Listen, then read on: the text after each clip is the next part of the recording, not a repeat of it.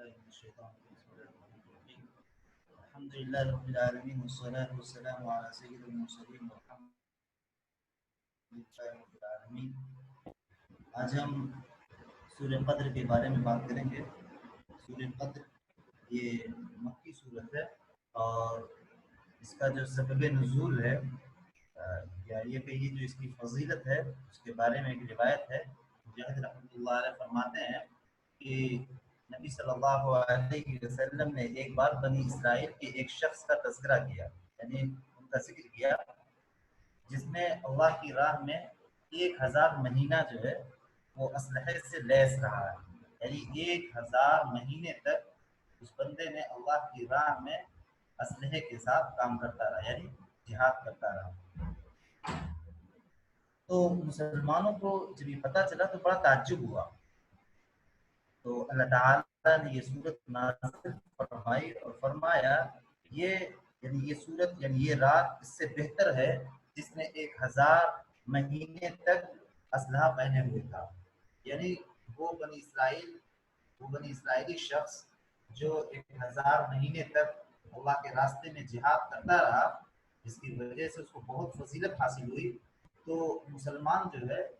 جو مومنین تھے آپ صلی اللہ علیہ وسلم کے ساتھ رہنے والے جو صحابہ تھے انہیں بڑا تعجب ہوا، کیونکہ وہ درجات کی بلندی کے لیے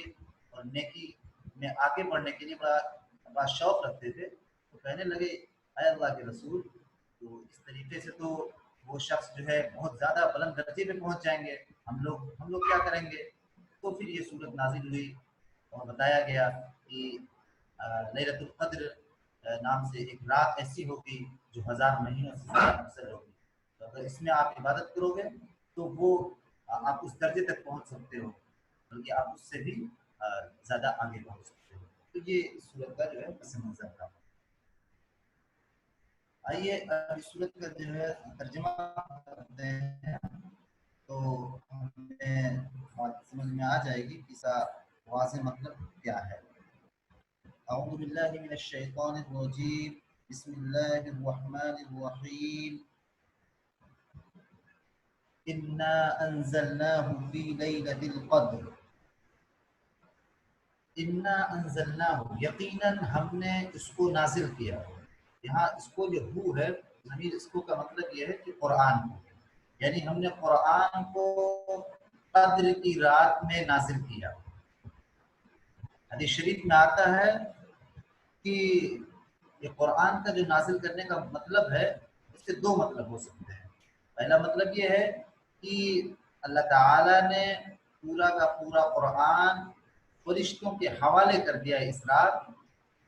فرشتوں کے حوالے کر دیا، یعنی فرشتوں کو دے دیا اس رات، تاکہ وہ دھیرے دھیرے کر کے 23 سال کی عمر میں وہ آپ صلی اللہ علیہ وسلم کو پہنچاتے رہیں گے حالات اور واقعات کے لحاظ سے. ایک مطلب یہ ہوا. دوسرا مطلب یہ ہوا کہ آپ صلی اللہ علیہ وسلم پر جو پہلی وحی نازل ہوئی تھی وہ لیلۃ القدر میں نازل ہوئی تھی.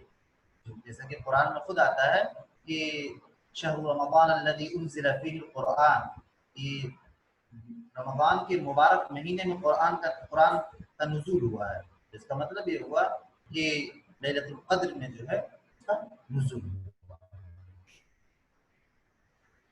وما ادراک ما لیلۃ القدر، اور تمہیں کیا معلوم کہ یہ لیلۃ القدر کیا ہے، یعنی قدر کی رات کیا ہے، تمہیں کیا پتا؟ تمہیں نہیں پتا ہو سکتا ہے. تو یہ اللہ تعالیٰ کا ایک بیان ہے، اس طریقے سے بات کرنے کا ایک طریقہ ہے کہ تمہیں پتا ہو ہی نہیں سکتا، کہ اللہ تعالیٰ کی ہر چیز کو جانتا ہے اور انسان کی عقل کی جو محدودیت ہے یا اس کی جو لیمٹس ہیں اس کو جانتا ہے. تو اسی لیے وہ کہہ رہا ہے کہ تمہیں کیا پتا کہ لیلۃ القدر کیا ہے، تمہیں پتا ہو ہی نہیں سکتا، اس لیے میں ہی بتا دیتا ہوں کہ لیلۃ القدر خیر من الف شہر. یہ جو قدر کی رات ہے، جو عظمت کی رات ہے، جو شرف کی رات ہے، وہ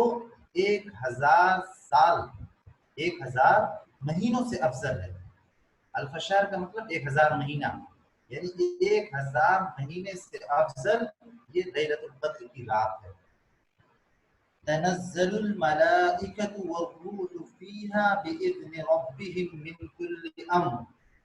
یعنی اس رات میں فرشتے، یعنی جو عام فرشتے ہیں وہ اور ساتھ ساتھ میں روح، روح کا مطلب یہاں پہ حضرت جبریل علیہ السلام ہے، تو روح الامین بھی کہتے ہیں، یعنی کہ فرشتے اور سب سے مقدس فرشتے، سب سے عظیم فرشتے یعنی حضرت جبریل علیہ السلام اس رات میں اللہ کے حکم سے نیچے آتے ہیں، یعنی نازل ہوتے ہیں، یعنی وہ نچلے آسمان پہ آ جاتے ہیں تاکہ بندے کو وہ آسانی سے اور قریب سے سنیں، بندے کو قربت نصیب ہو جائے، تو وہ اس لیے آ جاتے ہیں۔ من کل بإذن ربهم من کل امر، یعنی یہ سب کا سب جو کام ہوتا ہے وہ اللہ تعالیٰ کے حکم سے ہوتا ہے، اللہ تعالیٰ کے حکم سے ہوتا ہے، اللہ تعالیٰ کی پرمیشن کی بنا پر ہوتا ہے، یہ خود سے نہیں آتے ہیں بلکہ اللہ تعالیٰ کا حکم ہوتا ہے تو آتے ہیں۔ اس سے بھی پتہ چلتا ہے کہ اللہ تعالیٰ نے اس رات کو کتنا مقدس بنایا ہے، وہ اپنے حکم، وہ فرشتوں کو حکم دیتا ہے کہ جاؤ اور میرے بندوں کی جو ہے چیزوں کو سنو۔ یہ حتی مطلع الفجر، اور یہ رات جو سلام ہی حتی مطلع الفجر، یہ سلامتی والی رات ہے، اور یہ سلامتی والی رات ہے، اور یہ رات کب تک رہتی ہے؟ طلوع فجر تک رہتی ہے، یعنی جب فجر کا وقت ہو جاتا ہے تب تک جو ہے یہ رات برقرار رہتی ہے، یعنی یہ رات برقرار رہتی کا مطلب یہ ہوا اس رات کی جو فضیلت ہے وہ برقرار رہتی ہے۔ آئیے اب اس میں جو ہے دو تین باتیں ہیں اس کو ہم تھوڑا سمجھ لیتے ہیں۔ سب سے پہلی چیز یہ ہے کہ اس کا جو نام ہے لیلۃ القدر، تو یہاں قدر سے دو مطلب مراد ہیں۔ تو سب سے پہلا مراد یہ ہے کہ اس کے مطلب ایک ہے تقدیر، تقدیر کا مطلب یہ ہو جائے گا پھر کہ اللہ تعالیٰ اس رات میں اپنے بندوں کو یعنی اپنے فرشتوں کو یہ مطلب سارے بندوں کے لیے ایک اعمال جو تیار کر رکھا رہتا ہے، جو تقدیر بنا رکھا رہتا ہے، وہ نافذ کرنے کے لیے فرشتوں کو دے دیتا ہے اس رات میں، یعنی کہ لیلۃ القدر میں اللہ تعالی تقدیر کے فیصلے کے نافذ کرنے کے لیے فرشتوں کے سپرد کر دیتا ہے، ایک چیز۔ دوسری چیز یہ ہے یہاں القدر سے مراد کہ یہ رات بہت زیادہ فضیلت والی، بہت زیادہ اہمیت والی، بہت زیادہ شرف والی، بہت زیادہ عظمت والی ہے، جیسے کہ خود آیات سے پتہ چلتا ہے یہ بہت ہی عظمت والی رات ہے، بہت ہی شرف والی رات ہے، کیونکہ اس رات میں جو ہے وہ ہزار مہینوں سے افضل رات ہے، تو اس میں جو عبادات ہوں گی وہ بھی جو ہے بہت ہی اعلیٰ درجے کی ہوں گی، اور اس کا ثواب بھی جو ہے بہت ہی اعلیٰ درجے کا ہوگا۔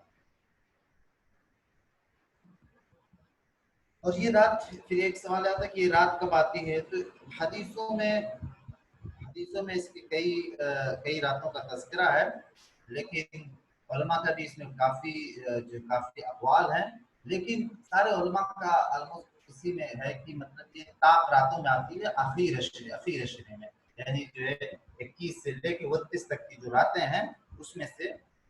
21، 23، 25، 27، 29 اس طرح کی راتوں میں جو ہے آنے کے امکانات ہیں۔ بعض لوگوں نے جو ہے 27 کو ترجیح دیا ہے کہ 27 میں زیادہ چانسز ہے،